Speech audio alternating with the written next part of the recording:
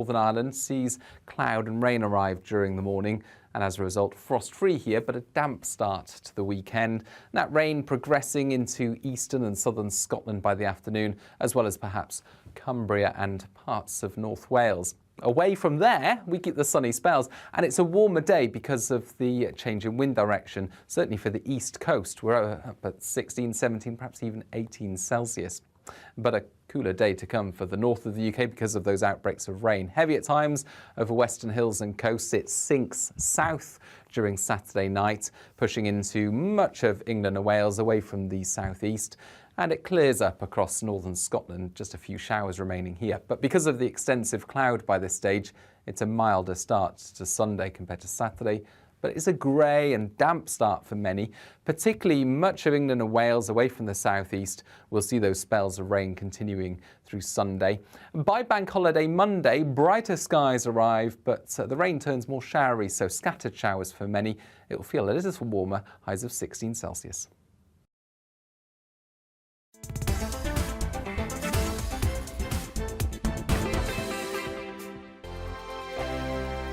Hello, I'm Michelle Dewberry, and you can join me every weekday 6 till 7 on Dewbs and Co. Me and my panel will get stuck right into the day's events, and I can tell you, in fact, I can warn you, expect some robust debate, some strong opinions and perspectives from both sides of the fence. It's about you at home as well. I love to read out all of your comments, or at least as many as I can. So join me, Michelle Dewberry, Monday to Friday, 6 till 7 on Dewbs and Co. On radio, they call it the drive time slot, 4 p.m. until 6 p.m. as listeners head home. It's that part of the schedule when the dust of the day's events begin to clarify, and we try to make sense of it for you. Brazier is drive time for radio and TV. It's fast, it's punchy, it's opinionated, there's a Brazier angle and a little bit of levity. That's the question. That's two questions, actually. That's Brazier, Monday to Thursday, 4 till 6 on GB News. Hello, I'm Patrick Christie's. And I'm Mercy Moroki. Make sure that you join us Monday to Thursday, 10 a.m. until midday, right here on GB News for To The Point. We're not afraid to talk about the topics that matter to you or the big topics that always matter. We cover absolutely everything, from the breaking political stories of the day to law and order, what's going on in the channel. We're not afraid to hold people to account. We always make sure we include your views on our show. Indeed, if you're thinking it, you can guarantee that we're saying it. So make sure you join the conversation with us, 10 a.m. until midday, Monday to Thursday for To The Point on GB News. I'm Dan Wootton. Join me Monday to Thursday from 9 to 11 for the feistiest and most fun news debate on TV, where free speech reigns. I'll bring you a sharp take on the day's biggest stories, bombshell newsmaker interviews, and A-list guests. And I guarantee you, no spin, no bias, no censorship, and no reason to go to bed. That's Dan Wootton Tonight, Monday to Thursdays from 9 on GB News.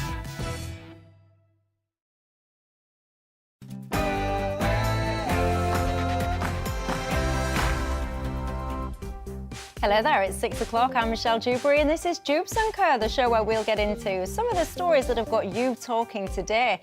And around 8,000 British troops are due to be sent to Eastern Europe in a show of strength against Russia. Yet again, the UK are leading the way on this. Should we be? And many hospitals and care homes are breaking the law by banning families from visiting their loved ones. Have you experienced this? What on earth is going on? And you might have seen the notes that Jacob Rees-Mogg has been peppering around all of these empty desks. Did you see them? Well, now he's up in the ante. He's now sharing a picture of all the empty offices. They are literally ghost towns. I say, get yourselves back to the office. But do you agree? And there's calls to stop expelling kids from primary schools. But hang on a second, because if a kid was in the same class as my child and being unruly, I'd want them straight out. Wouldn't you?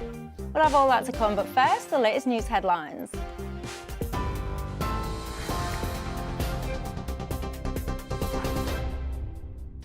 Thanks, Michelle. I'm Simon Pusey in the GB newsroom. Senior Labour MP Harriet Harman has called on Neil Parish to stand down following news that he's being investigated for allegedly watching pornography in the House of Commons.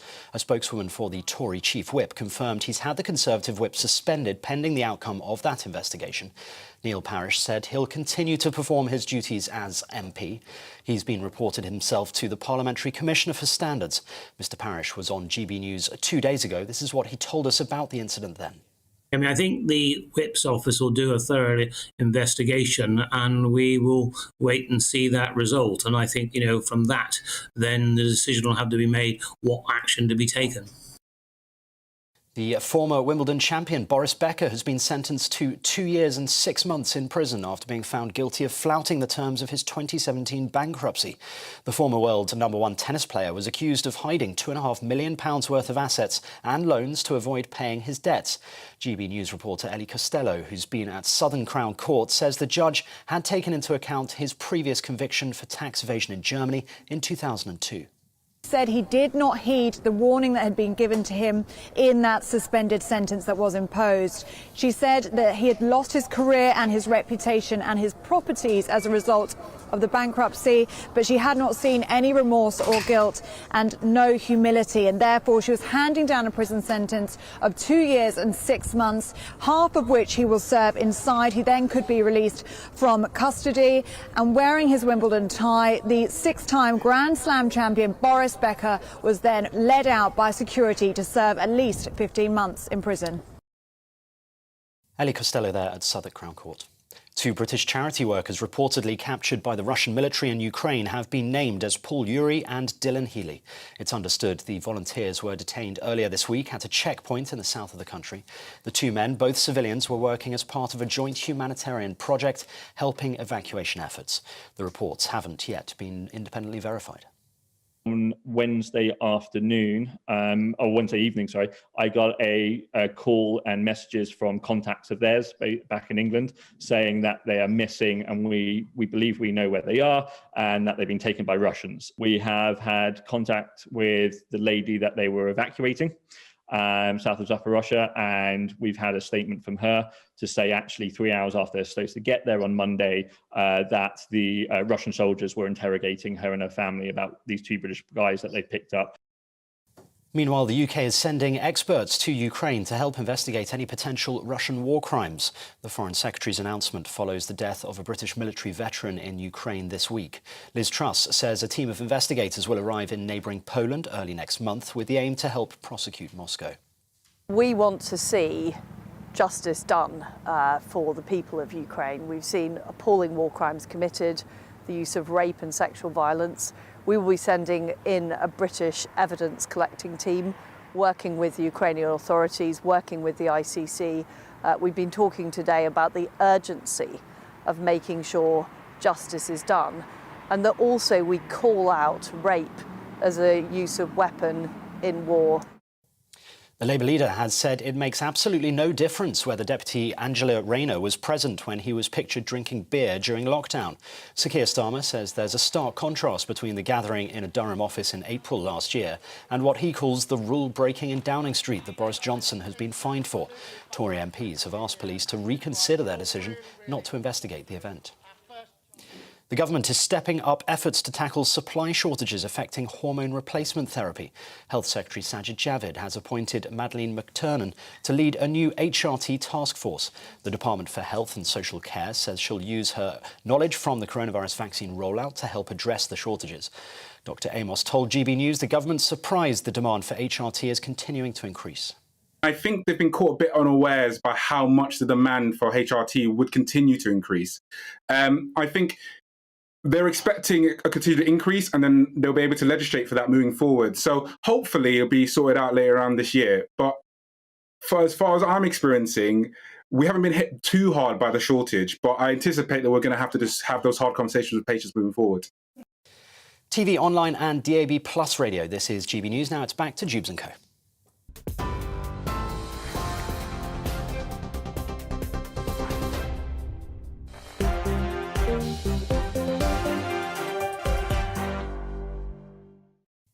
Thanks for that. Well, keeping me company until 7 o'clock tonight. My panel, we've got Alex Dean, who's the author and political commentator, Lee Jones, who's the Professor of Political Economy and International Relations, and anthropologist Mary-Ann O'Hota. Good evening to you three. Hello. Happy Friday. Happy Friday. End of the week already. How has that happened? Anyway, you know the drill, don't you? It's not just about us, it's about you as well at home. What's on your mind tonight? What are we not talking about that we should be? Any of your thoughts on the topic so far? GB Views at gbnews.uk. Tweet me at Michelle Dewbs or at GB News. Also, I've just introduced tonight's panel. When you're at home, you know, I'd really like to hear from this person, that person. Who? Tell me. You can email me, as I just said, gbviews at gbnews.uk. Now, we're all getting on with our lives, aren't we, after COVID? But it seems care homes and hospitals didn't really get that memo because many are still banning or placing incredibly strict restrictions on visitors, which, according to some MPs, could be in breach of the Human Rights Act. It's claimed that keeping vulnerable people isolated with no or heavy restricted visits from loved ones is far worse for the patient than the effects of COVID could be. What do we think to this? I mean, is it a human right to be kept safe? And if so, should care homes and hospitals therefore then be able to decide their own rules if that's what they're saying they're doing it for? Alex Dean, I'll start with you on this one. I think it's completely wrong. And I understand that some authorities and care homes want to make decisions that they think are in the best interests of the people living there. But to have a patchwork in which homes are making decisions that are completely out with the guidance they've received from government. And when you're dealing with people towards the end of their life, years that still, months or weeks, that still have real value, and depriving them potentially of the company of their loved ones in that time, I think is truly awful. Let's not pretend that it's a unique policy area. In this country in the past, I was a campaigner when this was happening. Some counties would retain the DNA of innocent people after having taken it, and some counties would get rid of it. So if your house was burgled and they took your DNA to eliminate that sample from inquiries, some counties, depending on where you lived, would keep it and be running that as if you were a criminal to find out whether your DNA had been picked up, and some counties wouldn't. And people suddenly realised, well, there's this patchwork of authorities making decisions that can have a real impact without any real control from the centre. This is worse. It's the same principle where at the grassroots there are institutions making decisions that are going to stymie the ability of you to go and see your mum and dad, your grandmother, your grandfather, potentially in the last weeks of their life, because they think that they're doing the right thing, notwithstanding the fact government's told them not to. But I think it's much worse than the example that I've given, because there is this finite capacity to see people. And I happen to have lost my father during coronavirus, not to coronavirus, and I thank my lucky stars every day that it was at home rather than in a care home when we wouldn't have seen him. And I really hate the thought of the people who are going through this now, and potentially, long after, as we know now, the greatest coronavirus threat has passed, not being able to see their loved ones. Just to put some context onto this, by the way, 1 in 8 hospital trusts in England are still refusing to allow relatives to visit patients. This is despite NHS guidance, Mary-Ann, saying that they should be opening up now to these visitors. What do you make of it all? Well, I think it's very difficult, isn't it? Because I will, at this point, give the benefit of the doubt to hospital trusts, to care homes, that they are trying to act in the best interests, because it is bottom line in their interest to do no harm to their patients, to their residents. And it's self-evident that someone having contact with their loved ones, having that support of friends and family around them, will help them either recover or live a healthy, quality, fulfilled, not lonely, not isolated life. So you have to ask, well, what is the threat that they perceive that means that these policies are still in place? And what really are the mechanisms that we kind of challenge those policies if we as a society, or perhaps our government, or perhaps a local authority kind of looking at care homes within their jurisdiction, they go, what you're doing is wrong. What is the process? I don't know. We certainly shouldn't be leaving it to individual families to be effectively standing on the doorstep begging for access to their loved ones, because that isn't fair. So I think fundamentally I'm with Alex on this one. It isn't right. The rest of the world, the rest of the country is moving on, and yet people are effectively locked away from their families not through choice.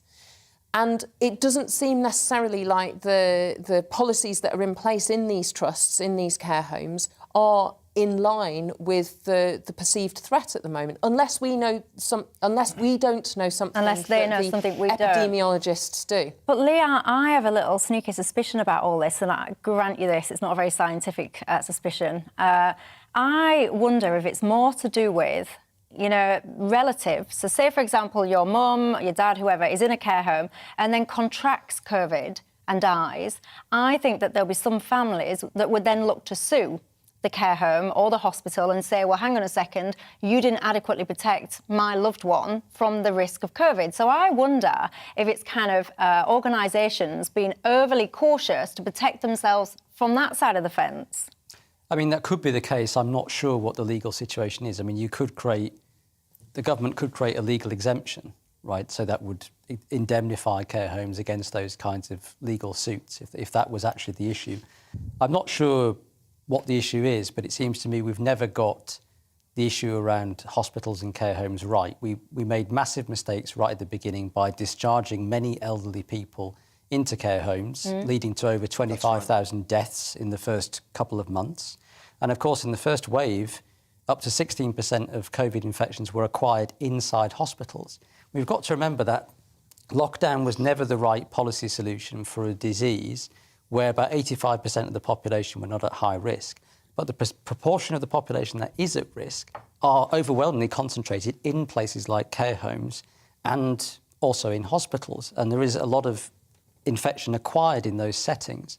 And so it is right, if we don't want lockdown, but also do we really want a free-for-all where those specifically vulnerable populations are not protected? Because we know that the vaccines are leaky. They don't fully prevent transmission. They don't fully prevent infection and death. They do reduce it, but they don't eliminate it. So we do need what was called for back in October 2020, focused protection, or as somebody else puts it, precision public health, designed to protect those populations. But what that should focus on is on making visits to hospitals and care homes COVID safe in as much as possible.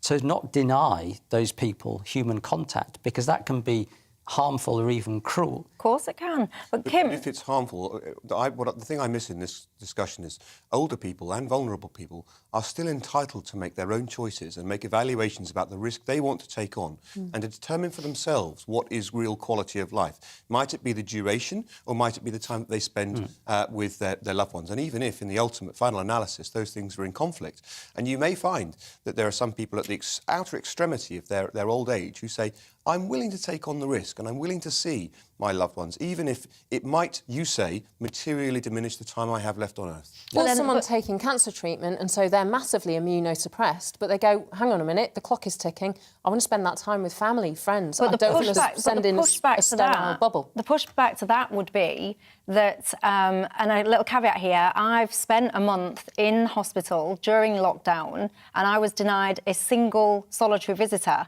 So I spent a whole month in hospital during a very frightening time for me without anyone being allowed in to come see me. I was just on my own, and it was awful. It was really scary and all the rest of it.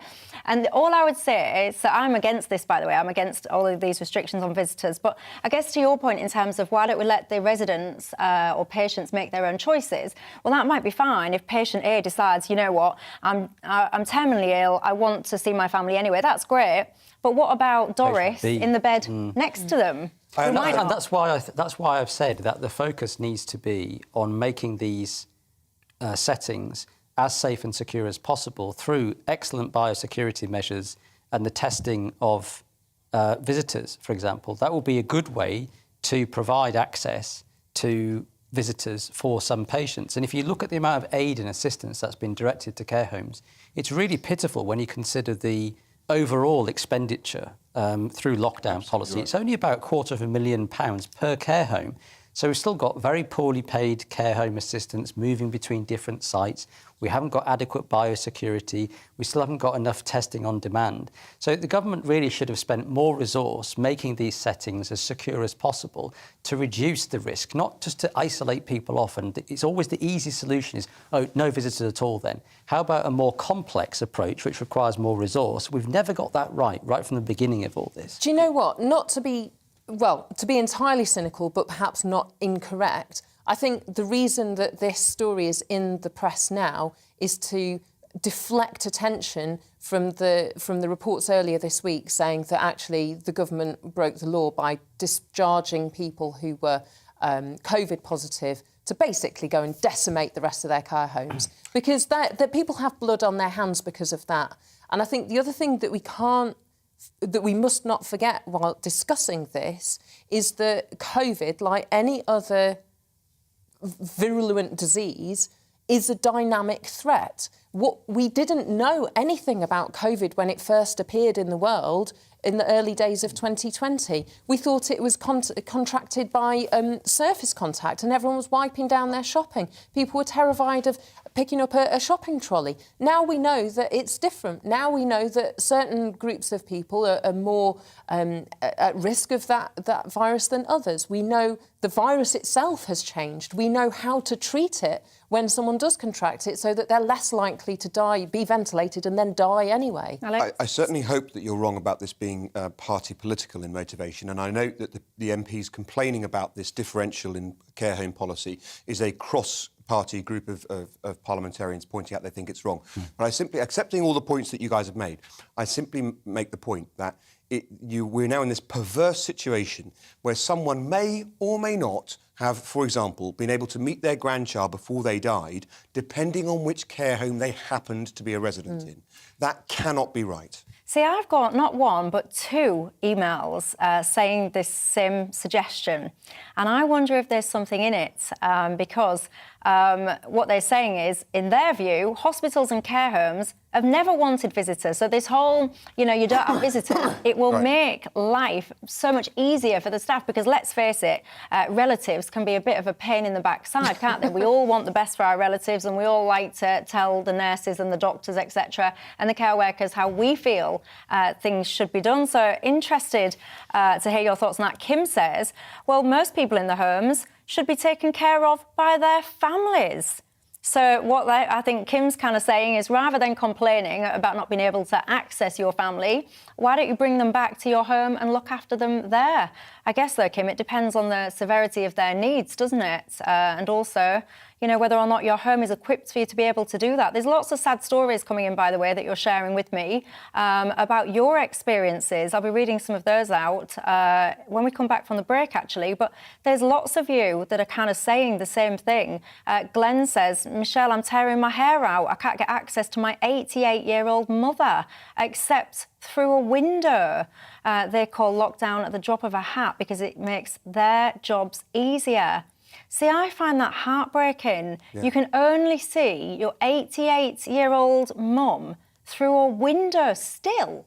See, to me, that is just inhumane. That is just cruel. I would love to know, Glenn, if you're still watching, let me know what their explanation for that is when you question them on that. What do they say to you? Why is that the case? Someone else told me that they can only see their mum in a kind of pod thing. If they're in a pod behind a screen, it's not right, is it? Surely. Let me know your thoughts. GBViews at gbnews.uk. I'm going to take a quick break. When we come back, the government has announced it's going to send thousands of UK troops to Eastern Europe in a show of strength towards Russia. Is this going to work? Should we be getting involved to this extent? We'll have that to come and a lot more. I'll see you in a couple of minutes.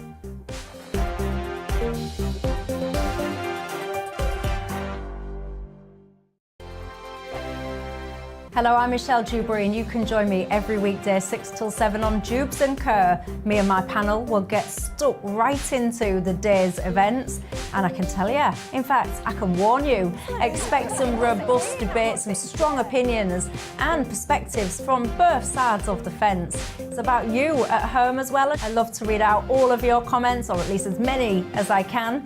So join me, Michelle Dewberry, Monday to Friday, 6 till 7 on Dewbs & Co. On radio, they call it the drive time slot, 4 p.m. until 6 p.m. as listeners head home. It's that part of the schedule when the dust of the day's events begin to clarify, and we try to make sense of it for you. Brazier is drive time for radio and TV. It's fast, it's punchy, it's opinionated, there's a Brazier angle and a little bit of levity. That's the question. That's two questions, actually. That's Brazier, Monday to Thursday, 4 till 6 on GB News. Hello, I'm Patrick Christie's. And I'm Mercy Moroki. Make sure that you join us Monday to Thursday, 10 a.m. until midday, right here on GB News for To The Point. We're not afraid to talk about the topics that matter to you or the big topics that always matter. We cover absolutely everything, from the breaking political stories of the day to law and order, what's going on in the channel. We're not afraid to hold people to account. We always make sure we include your views on our show. Indeed, if you're thinking it, you can guarantee that we're saying it. So make sure you join the conversation with us, 10 a.m. until midday, Monday to Thursday, for To The Point on GB News.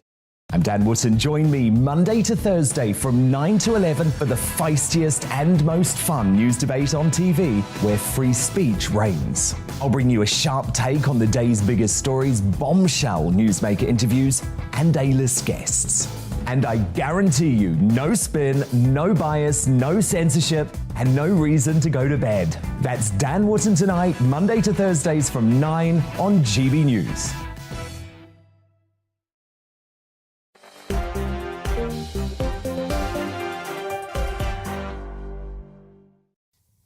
Hello there, I'm Michelle Dewberry. Welcome back to Dewbs & Co. Keeping me company until 7 o'clock tonight, my panel, we've got author and political commentator Alex Dean, got Lee Jones, who's a professor of political economy and international relations, and anthropologist Mary-Ann Hotter. So many of you are getting in contact with me about your care home experiences of your loved ones. They are so sad. Just so many people. I mean, where to even begin? Claire says, last June, my mum turned 93. She was in a care home temporarily because she broke her leg. We were only allowed to wave at her through a first floor window. She's almost blind as it is, and it was heartbreaking. However, there's a happy ending, because she says this year she's happily settled in assisted living and fully recovered, and she's going to have one humdinger of her 94th birthday, Claire says. A happy outcome. Well, good. Happy birthday to your mum, 94. Gosh, she's doing well. Good on her. Yeah, keep your stories coming. By the way, one of the things I forgot to mention in that subject is about, do you remember all of these vaccine mandates? All of the staff that were basically sacked from care homes because they'd refused to be double vaccinated. That will surely have had an impact on how care homes are running. You know, how many staff are there to even be able to facilitate some of these visitors? Wow, your emails are flying in. I'll try and get some more of those stories towards the end of the show. But for now, let's just move on. The government has announced thousands of UK troops will be sent to Eastern Europe in response to Russian aggression in Ukraine. The Defence Secretary Ben Wallace says the deployment will show solidarity and strength. Will it, Lee Jones? Solidarity, strength? Well, it is very performative. I mean, it is designed to send a message to Vladimir Putin that NATO is united and will take decisive action and so on and so forth. I think it's also signalling to a domestic public as well that, you know, Russia is this huge threat to Eastern Europe. And to that extent, I think it's misleading. We've always got to remember that Russia has an army of about 280,000. That is insufficient to occupy Ukraine. So there's a usual standard that military uses. For every 40 people who live in a country, you need one soldier to occupy a country. So to occupy Ukraine, Russia would need 1.1 million soldiers. So what we've got actually is quite a dysfunctional Russian military that cannot capture cities 20 kilometres from Russia's borders. You know, the idea that it can menace NATO countries, I think, is simply not very credible. NATO knows this, so it's trying to signal to domestic public that Vladimir Putin is this huge threat to Eastern Europe. It's also trying to signal to Vladimir Putin, you know, don't mess with us, don't interfere with NATO weapons shipments to Ukraine and so on. So that's what these exercises are about. And do you support these kind of things, Alex? Is this what we should be doing? I think we should be doing all we can to support Ukraine. I accept Lee's basic point that absent the use of nuclear weapons, Russia is not capable in conventional terms of genuinely threatening NATO countries. But of course, our friends in Ukraine have been more than threatened. They've been invaded, stomped on, bombed and abused terribly, such that millions of them have had to flee their country. Now, what we're talking here is not going into Ukraine. We're talking about wargaming. We're talking about the kind of exercises that we used to mount demonstrating the strength of NATO capabilities against Warsaw Pact countries for decades during the Cold War. Let us hope that they listen to it, but let us hope in the meantime we don't think this is enough. We've got to keep supplying munitions and material to the Ukrainians and up that to help them win against the Russians. I was just about to say, to what end? We'll just keep going indefinitely? No, it's twofold. One, to deter the Russians from thinking they could go further, and contrary to Lee's point of view, I well believe they might feel that they could snatch another bit of Georgia, they feel they could go and snatch a bit of Moldova, that they could formalise their occupation in Transnistria. There are plenty of things Russia could do out with Ukraine. But secondly, we should do more to support the Ukrainians in Ukraine itself. More like what? What more? I mean, we're sending hundreds and hundreds of millions of pounds of aid, weaponry. Sure. We're training soldiers. We're sending these troops now to the Eastern Europe. What more would you have us do? When I say we, I mean we in the Western democracy sense. So the Germans have said they'll do more. Let's see it. The Americans are, as usual, doing more than their fair share. But let's see more of a contribution from other countries. And to your point, I think President Biden, for once, is quite right when he says this is a small price to pay to support democracy in Ukraine, because we are at one of these tipping points when the world will decide whether we are a rules-based system in which the rule of law prevails, or we're one in which people can do as they wish. And in the long term, the cost is far greater of letting people think they can bully and push around one another. And I fully approve of the policy of buying material and sending it through to Ukraine. Marianne, where do you stand on this? So Liz Truss said inaction would be a greater provocation for Russia. So doing nothing would effectively give them permission, or are kind of... You're endorsing their behaviour. Endorsement of them doing more or doing what they like. And I sometimes wonder about Liz Truss, but in this instant, I agree with her. I think the wargaming aspect of it, the performance of this show of strength and solidarity is important. I think that it's wrong to suggest that Russia has to occupy in order to cause a lot of trouble. It doesn't. It just needs to destabilise. Russia doesn't need to invade Poland to cause pain in Poland. All they need to do is start, sending missiles to or near the border. And I think NATO must be very careful at this point not to... I think Joe Biden has sort of revealed his card a few times. He's kind of... said the wrong thing, said the revealed, right thing. Or well, he's perhaps said the more truthful thing, that he wants regime change, that he wants to get rid of Putin. That is not in our gift. That is the kind of thing that the history tells us does not do. The wrong thing is saying minor incursion would be okay. Well, perhaps the thing is, the thing is that we need to play that game very carefully. And it's kind of wrong, I think, to assume that the Ukraine crisis will be over quickly, because Russia, again, doesn't need millions of troops. It's got enough money, and it's still getting European money through its oil revenues and gas revenues to just keep chugging along until what?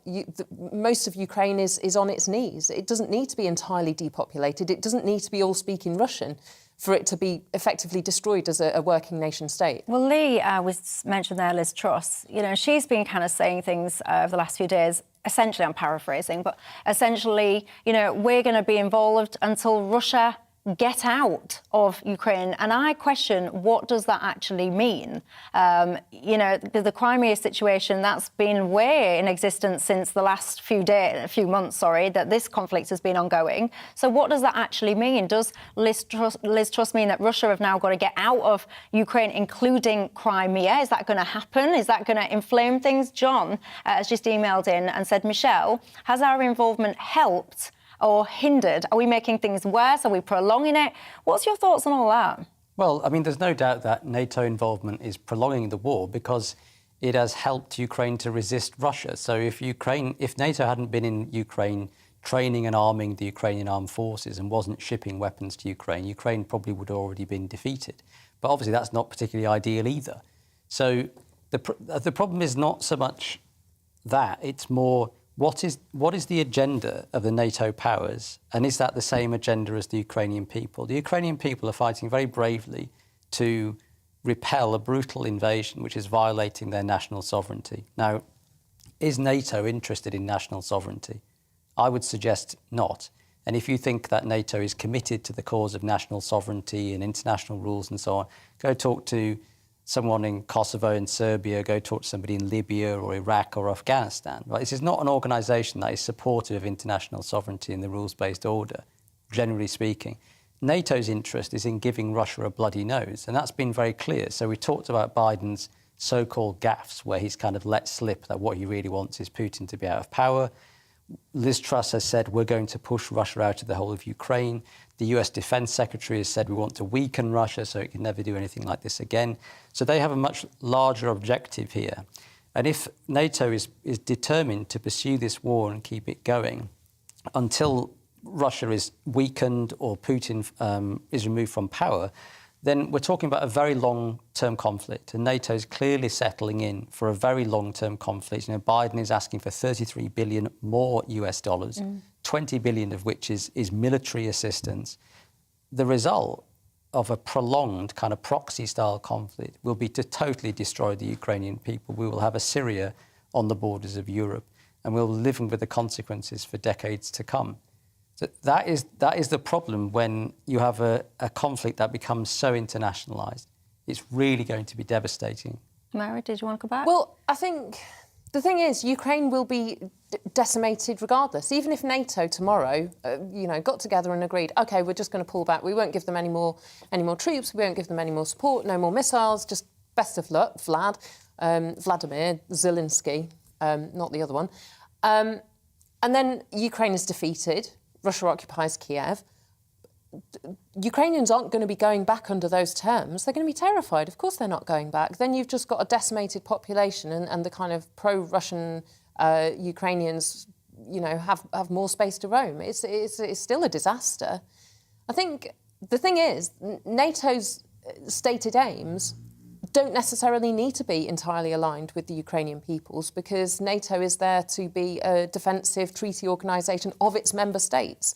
So it's not... Ukraine is not a member state, so clearly... Well, exactly. So it's not inappropriate that NATO say we're acting in our best interest, and that is the UK's best interest as well. The difficulty... That's OK. NATO is pursuing its interests in Ukraine. They don't necessarily align with the interests of the Ukrainian people. So... We know. Well, no, they're pursuing their interests against Russia. It's just that Ukraine happens to be there. So Zelensky himself, President Zelensky himself, was negotiating with the Russians almost from the very beginning of the war, right? And Zelensky said, we know that they've invaded because they don't want us to become a member of NATO. We're going to have to put neutrality on the table. Those were the terms. And he was even saying, people, lives are more important than territory, which was raising the prospect that he would even sacrifice some territory to Russia to end the war. Now, NATO's position is no, Russia needs to be expelled from all of Ukrainian territory. So clearly you've got a mismatch between a government on the ground that is most interested in protecting its citizens, and NATO, which is most interested in using Ukraine to bloody Russia. And the more the war goes on, the more NATO will come to determine the causes of war. And if by pushing Russia out of Ukraine, we mean pushing it out of Crimea, then this becomes a totally existential conflict for Russia, not just Putin, but for the Russian people, because most people in Crimea believe themselves to be Russian. Most people in Russia believe Crimea to be part of Russian territory, and this is not a new thing. Crimea was only transferred to Russia in 1954, when Ukraine was part of the USSR. It was a purely administrative transfer, but it's always been understood to be Russian. And immediately after Ukraine became independent in the early 90s, the Russian Duma was petitioning to get Crimea back. There is no way that Russia is going to sacrifice Crimea without a tremendous fight. So it escalates this conflict into a total existential struggle between Russia and the West. which is very dangerous because it means that this is going to be a grinding war that will go on for many, many years. And there's always the risk of escalation into an all-out nuclear conflict. Yeah, well, real mixed responses coming through on the email. Alex says, Michelle, we're sleepwalking into World War III. But Paul is the complete opposite. He says, Michelle, now is the time to instruct a no-fly zone over Ukrainian airspace. But don't you worry, Paul, that will create what Alex has just suggested, a further escalation, potentially World War III. Let me know all your thoughts on that, gbviews@gbnews.uk. I'm going to take a quick break. When we come back, you might have seen Jacob Rees-Mogg. He's been writing little notes, little letters to people's desks, telling them basically get themselves back into work. Well, he's up in the ante now, sharing lots of empty office space pictures with us. Do you think that we should just be paying for civil servants to have empty offices? I don't. I'll have that and more after the break.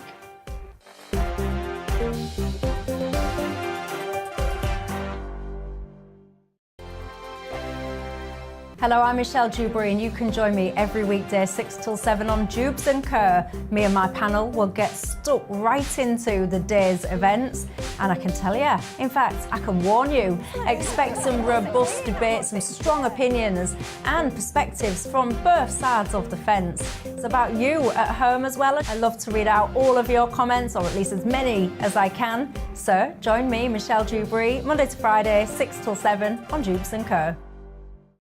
On radio, they call it the drive time slot, 4 p.m. until 6 p.m. as listeners head home. It's that part of the schedule when the dust of the day's events begin to clarify, and we try to make sense of it for you. Brazier is drive time for radio and TV. It's fast, it's punchy, it's opinionated, there's a Brazier angle and a little bit of levity. That's the question. That's two questions, actually. That's Brazier, Monday to Thursday, 4 till 6 on GB News. Hello, I'm Patrick Christie's. And I'm Mercy Moroki. Make sure that you join us Monday to Thursday, 10 a.m. until midday, right here on GB News for To The Point. We're not afraid to talk about the topics that matter to you or the big topics that always matter. We cover absolutely everything, from the breaking political stories of the day to law and order, what's going on in the channel. We're not afraid to hold people to account. We always make sure we include your views on our show. Indeed, if you're thinking it, you can guarantee that we're saying it. So make sure you join the conversation with us, 10 a.m. until midday, Monday to Thursday for To The Point on GB News. I'm Dan Wootton. Join me Monday to Thursday from 9 to 11 for the feistiest and most fun news debate on TV, where free speech reigns. I'll bring you a sharp take on the day's biggest stories, bombshell newsmaker interviews, and A-list guests. And I guarantee you, no spin, no bias, no censorship, and no reason to go to bed. That's Dan Wootton Tonight, Monday to Thursdays from 9 on GB News.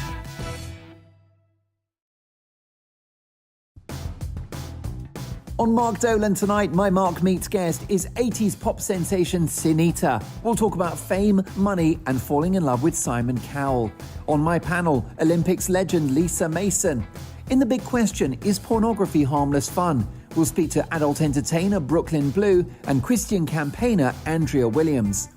Is the Labour Party guilty of hypocrisy over Partygate? Will Vladimir Putin nuke the West? And in my big opinion, why the left is so worried about Elon Musk's takeover of Twitter. See you at 9.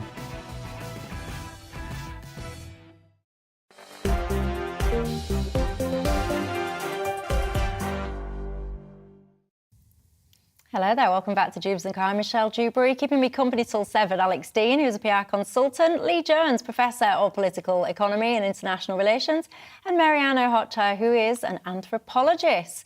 Lots of you guys getting in contact still about that first topic. You're sharing some quite upsetting stories with me, actually, about your loved ones that are in care homes as we speak or have been. So many of you are sharing the same kind of stories about the windows still.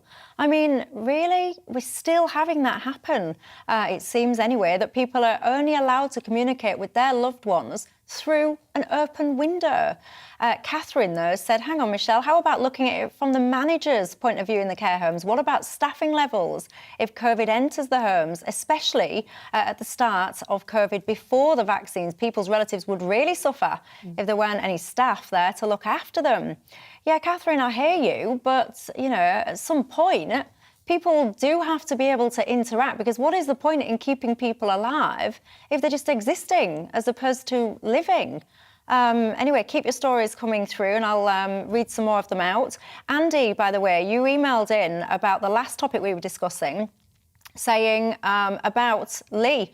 Can you remind your guest, Lee Jones, that Ukraine is not a sovereign state? You tell him that he should know better. But we don't know what you mean. You've confused us all. That's what we were talking about in the break. Ukraine is a sovereign state. Yeah. So, Andy, you know, don't know what you're talking about. Write back and give me some more clarity, because you've got us all confused tonight. So you have. What's this one, Patricia? I really enjoy Dewbs and Co. Well, that's nice, Pat. We really enjoy your company as well. Let's talk about Jacob Rees-Mogg, shall we? Have you seen what he's been up to? It makes me smile. I think it's great. I do. He's been sharing images, hasn't he, of the letters, the Post-it notes or whatever it is that he's been putting on people's desks, saying that he's swung by their desks and they weren't there. He looks forward to seeing them soon. And he's up the ante now. I think we've got a picture of it. There you go. If you're watching, not listening, you can see. If you're listening, not watching, I'll describe it. You're basically seeing a massive office, completely and entirely empty. That was on a weekday. He's not having any of it. He was quite angry about it. He's written a note. His notes are saying, sorry you were out when I visited, and I look forward to seeing you in the office very soon. He goes on to say thousands of pounds of taxpayers' money is being spent, and either they need to be there or not. And if not, we should put someone else in the property.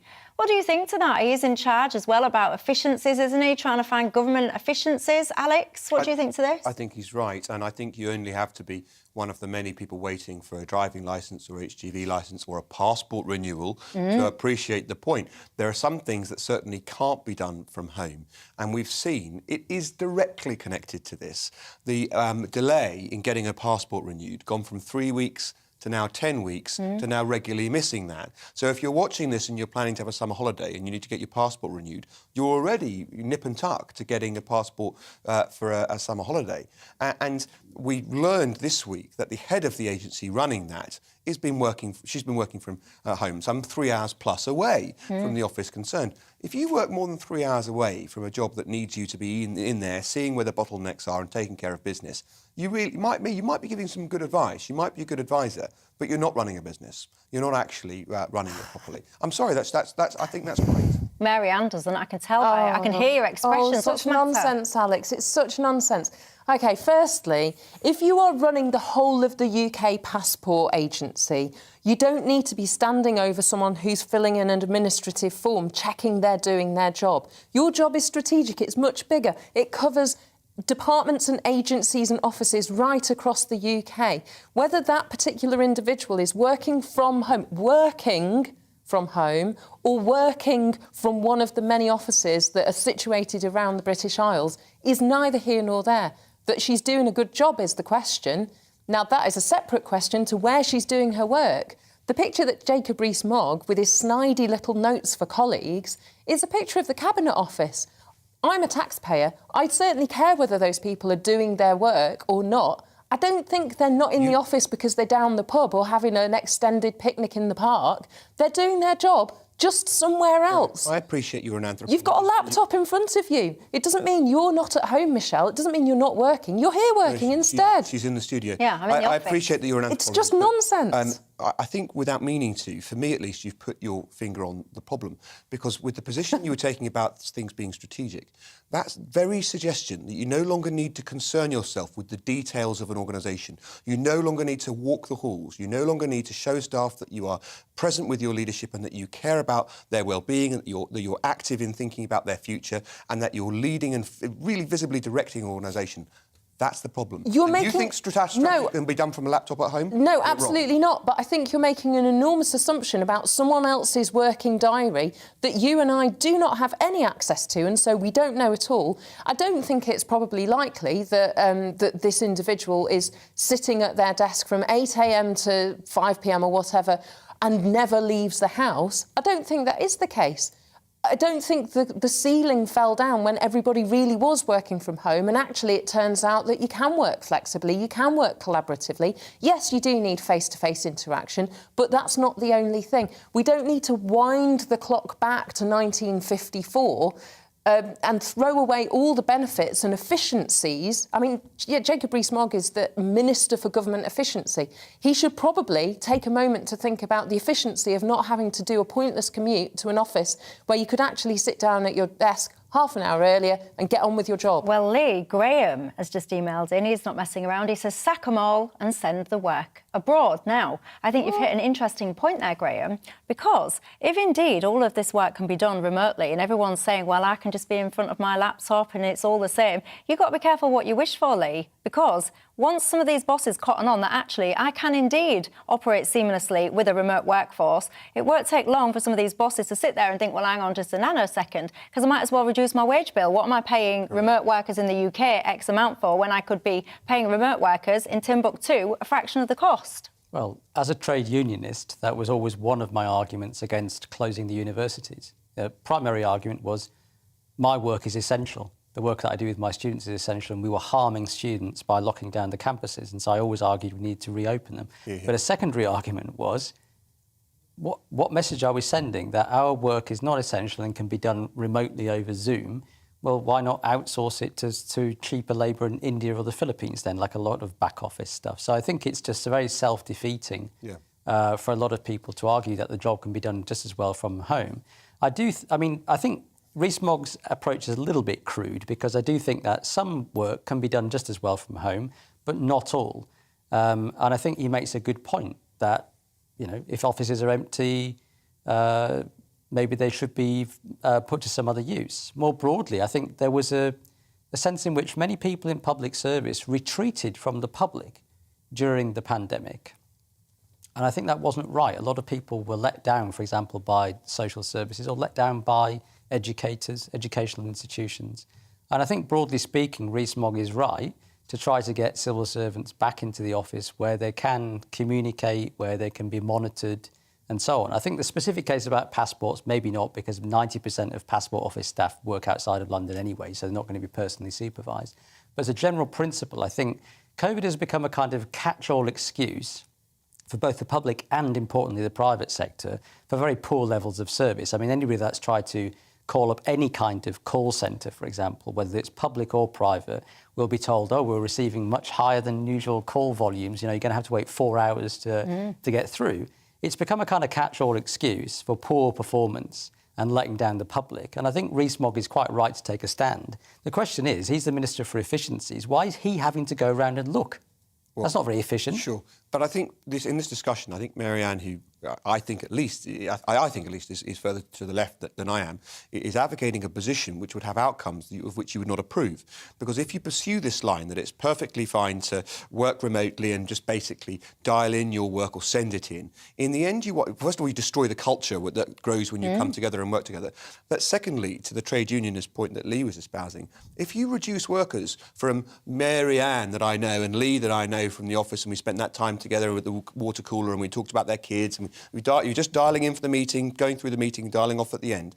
You reduce people from individuals whose career you care about, who have a future in your organisation, to units A and B, unplug A, plug in B, and then, whether it's cheaper, whether it's better, or the time zone suits you more to have it done in another place, in the end, what do you care? It's not Lee or Marianne anymore, it's just units A and B. And so I think the advocacy you make will take you to a solution you don't like. Well, yeah, as I said earlier, be careful what you wish for. Lots and lots of you, you're sharing some really upsetting stories that you're all going through. So the conversation here has moved on, but lots of you are putting a lot of time into sending me emails as we speak about some of your experiences. And I promise you I will read all of those, probably on my way home from tonight. But lots of you on this one as well saying if you're working from home, your work isn't getting done. Do you work productively when you're at home? What do you do? Do you get up, by the way, get showered, get dressed? Do you just dress your top half and sit in your pyjamas at the bottom?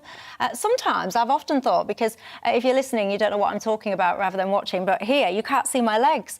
And often I've thought to myself, I wonder if I could get away with, wearing trainers or whatever, but it just wouldn't feel right. I think there's something about actually making an effort with what you look like, presenting yourself well. It gets you into the right headspace, doesn't it? Anyway, I digress. Let's talk kids shall we? Children from primary schools should no longer be excluded. That's according to a new report. Ex-Children Tsar Anne Longfield says exclusions are highly damaging and put children at risk of mental health problems and violence. The report also says that a well-being ranking should be included in school league tables. Oh, Mary Ann, listen, right, I've got a little baby. He's not at school yet, but when he is at school, I will not appreciate some unruly kid messing around and disrupting my child's learning.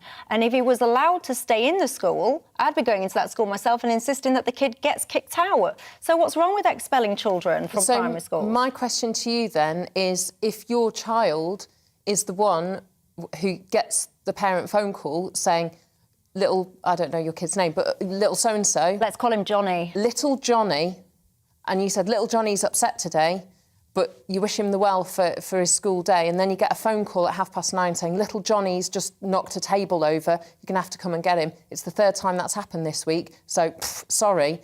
You're going to have to send him to a pupil referral unit where the doors are locked behind him, and he's now on a fast track to being branded as a naughty little boy with no hopes and no future and no prospects. And so then he's contained. He's not supported, you're not supported, he's not educated, he's just contained because everybody has written him off, and he's just going to tread water, hopefully, until he ends up in juvenile detention.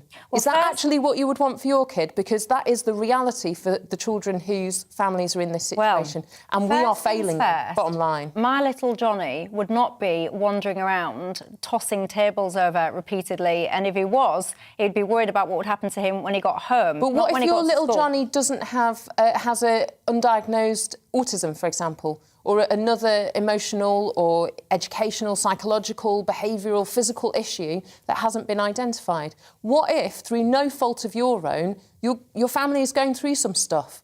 That child needs to be supported. They need to be looked after. They are massively vulnerable. And expelling a child from school, a place that should be safe and supportive and encouraging and nurturing, is I get a bit the tired bottom of line. this, Lee. This, this school should be supportive and nurturing and this and that. No, it shouldn't. It should be there to educate these children, be educated, and then go home. And I think one of the problems, actually, Lee, if I'm going to indulge myself here, is that we're all wanting these schools to become absolutely everything. We want these teachers to be therapists. We want them to be extended family members. We want them to look after these kids' well-being and this and that. Actually, no, I don't. I just want you to teach my child. Thank you very much. Am I missing something? Yeah. No, I think you're right that we do expect an awful lot of schools these days. I think we expect schools to solve all the social problems that have arisen from, the breakdown of traditional families, greater economic insecurity, the rise of mental health and poverty and so on. And we expect teachers to take these kids on, socialise them, as you say, act as therapists and social workers and so on. There's a huge amount of pressures on schools. The question of expulsions, though, if a child is expelled from one school, that is not solving the problem child. It's just handing them over to a different institution. A different institution that's probably well established to deal with it. Alex, am I being... Not necessarily. They can go from school to school to school and then to a pupil referral unit. Sorry, I share some of the concerns that my fellow panellists have set out, not least because when I was at the criminal bar, the clients you had at the younger end of the spectrum had almost invariably gone through the kind of process that Marianne and Lee have been talking about, of expulsion and so forth. But those examples, I'm afraid, are not an answer to your question about expulsion. Those are concerns about what happens to the child once they've been expelled. And you're perfectly entitled, and so the answer to that, I think, is to seek to improve the provision of genuine education for those who are removed from one school environment and put in another educational environment. But you are right that, on the other hand, the interests of those children whose schooling can be disrupted, and it can be wholly disruptive by other children if not contained or given any sense of discipline, should be taken into account too. And ultimately, other children are entitled to get an education without it being effectively stymied by a child who's out of control.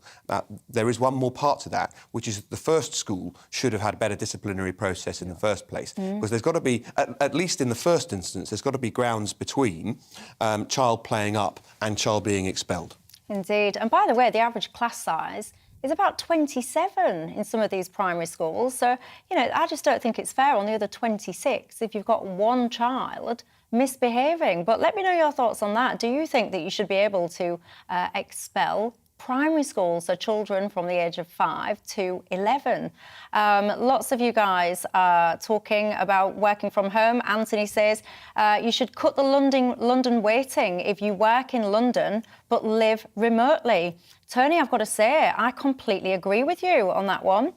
Paul says, Michelle, excluding a disruptive kid might be damaging for that child, but it's great news for the other 30 or so kids in the class. I completely agree with you, Paul.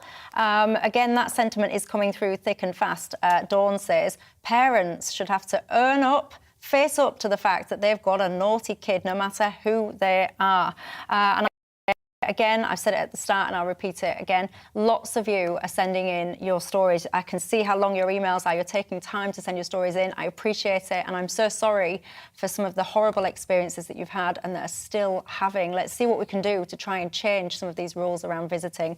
For now, that's all we've got time for. Marianne, Lee, thank you very much for your time, and thank you at home for your company too. Have yourself a fantastic weekend, and I shall see you on Monday. Hello again, I'm Aidan McGivern from the Met Office. It's a fine day out there for most of us, but there's a big difference in how it feels, depending whether you've got the sunny spells or the stubborn cloud which has stuck around across parts of central, southern and eastern England. That's coming in from the North Sea around an area of high pressure. The high at the moment centred over the UK, an area of low pressure, is approaching for the bank holiday weekend, albeit a weak one. And it's approaching fairly slowly. So skies generally clearing through the evening, and overnight under those clear skies, it will turn rather chilly in many spots. 1 or 2 fog patches might form, but also a few patches of frost, particularly for central and eastern parts of England, East Wales, temperatures dipping close to freezing in the countryside. Central and eastern Scotland also on the chilly side, but the north and west of Scotland, Northern Ireland, sees cloud and rain arrive during the morning, and as a result frost-free here, but a damp start to the weekend. And that rain progressing into eastern and southern Scotland by the afternoon, as well as perhaps Cumbria and parts of North Wales. Away from there, we get the sunny spells, and it's a warmer day because of the change in wind direction, certainly for the east coast. We're up at 16, 17, perhaps even 18 Celsius. But a cooler day to come for the north of the UK because of those outbreaks of rain. Heavy at times over western hills and coasts. It sinks south during Saturday night, pushing into much of England and Wales away from the southeast. And it clears up across northern Scotland, just a few showers remaining here. But because of the extensive cloud by this stage, it's a milder start to Sunday compared to Saturday. But it's a grey and damp start for many, particularly much of England and Wales away from the southeast. We'll see those spells of rain continuing through Sunday. By Bank Holiday Monday, brighter skies arrive, but the rain turns more showery, so scattered showers for many.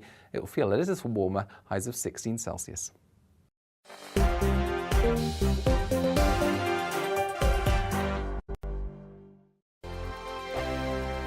Hello, I'm Michelle Dewberry, and you can join me every weekday 6 till 7 on Dewbs and Co. Me and my panel will get stuck right into the day's events, and I can tell you, in fact, I can warn you, expect some robust debates, some strong opinions and perspectives from both sides of the fence. It's about you at home as well. I love to read out all of your comments, or at least as many as I can. So join me, Michelle Dewberry, Monday to Friday, 6 till 7 on Dewbs and Co. On radio, they call it the drive time slot, 4 p.m. until 6 p.m. as listeners head home. It's that part of the schedule when the dust of the day's events begin to clarify, and we try to make sense of it for you. Brazier is drive time for radio.